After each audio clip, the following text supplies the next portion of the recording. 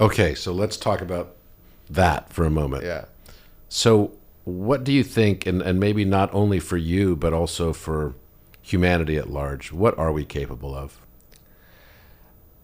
I think we're right now getting a disproportionate perspective of the disaster that we're capable of. I think most people are pretty well aware of how quickly we can destroy the biosphere, how much we can continue to propagate war and division on the planet. So I think we're aware of that. And on the opposite side, I've also seen in the past year some of the most magic with my own two eyes and ears, and perceived incredible, miraculous things. And I know that if we, I had this conversation with Daniel Schmachtenberger, who is an incredible thinker, a brilliant mind, and he's very well informed to the state of the planet that we're on right now. And one kind of analogy was like if you were to chart a woman's pregnancy as giving birth in terms of what it's the nutrients that it's taking from the mother's body, and you put it on like an 8-month graph or whatever, and you see what's happening to the woman. If you kept on that trajectory, it's not looking good in a couple of years. If you forget that there's a moment of birth, right? Because everything radically changes in that moment of this miracle when the baby is born. Sure. And things completely change biologically within a woman. And so I think right now we're approaching what seems like complete extinction of the human race if you look at it on that linear graph.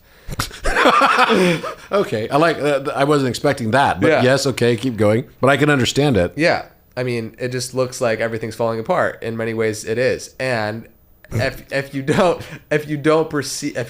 understand the potential of what's coming for birthing a new paradigm, Could be pretty bleak. Yeah, it could be very bleak. I mean, it's depressing to look Like at it when like the that number way. one movie, right, on Netflix is Leave the World Behind. That should tell you something. Yeah, or Don't Look Up, which was another one. Don't Look Up. Just turning a blind eye. Don't look up, exactly. Yeah. Yeah. What I'm saying is that I really believe that we're capable of a completely radically new paradigm that is approaching us. The time has come for a complete new level of consciousness to become embodied in the human race, and unfortunately, Amen. And that unfortunately comes on the B side of some sort of traumatic experience within the collective. And I wouldn't wish that on anybody or the human species, but I feel like in many ways it's inevitable for us to be able to awaken. We have to experience how bad it is and how bad it's getting. And I think a lot of us are, it's easy to turn a blind eye to how much our actions, even just contributing to animal agriculture and supply chain and so many different things, are contributing to a world that we don't want us to live in. And like Charles with his incredible book, the more beautiful, Charles with the more beautiful world our hearts know is possible. If we think from the mind and trying to logically, rationally plot our way to the new earth, we're not going to get there. But if we first tap into the potential that we know that's capable within our heart, then within our reason and within the logic, we can use as a partner to make the shift. And so I feel deeply within myself, and I know as you do from the actions that you're taking, that I know that humanity is capable of miracles, and I believe in the human spirit. And the more that I get to meet incredible individuals, and that we have the opportunity, and what I feel like I'm doing my part as a bridge in for many ways is a bridge for this understanding to be met within the public eye, and then also a bridge for the individuals to meet each other that then become another node in which we can connect for like the new earth to be birthed. And so and yeah, you're definitely living that. You've connected me to a lot of people, and I'm sure you will yet connect people like me to other people, and that will lead to incredible things.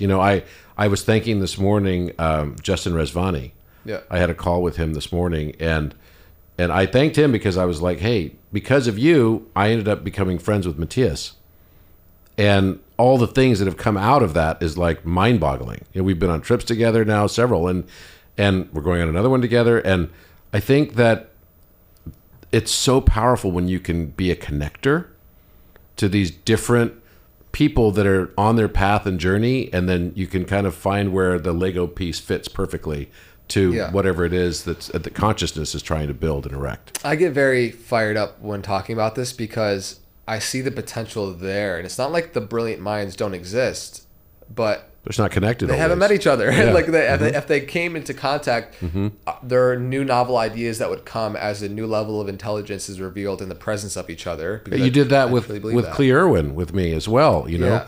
and that was powerful because now we became friends out of that. And Yeah. he talked my ear off. I talked his ear off all night at Yeah. the, you know, it was supposed to be a New Year's Eve party, but you know, we're talking about crazy physics stuff.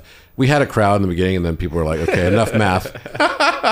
But I think it's such a powerful thing, and I definitely see that as part of your great mission here. And this is, you know, back to the beginning of what you were talking about as well. You're like, okay, you're thinking about doing mission work and how you sink into and have this tangible experience with the suffering of humanity. I think that is a very powerful thing. You know, and when I was 19 years old, I was a missionary, and I did that. I lived in a rice field, and you know, I built houses in Mexico, and I did it in Korea, and all that kind of stuff. And it was one of the most incredible experiences of my whole life. But I also know that my mission for what I'm supposed to do now is exactly what I'm doing right now. And there's nothing more powerful in my life than knowing that. And you're on that journey. So as a man who's looking back, you know, I'm in my second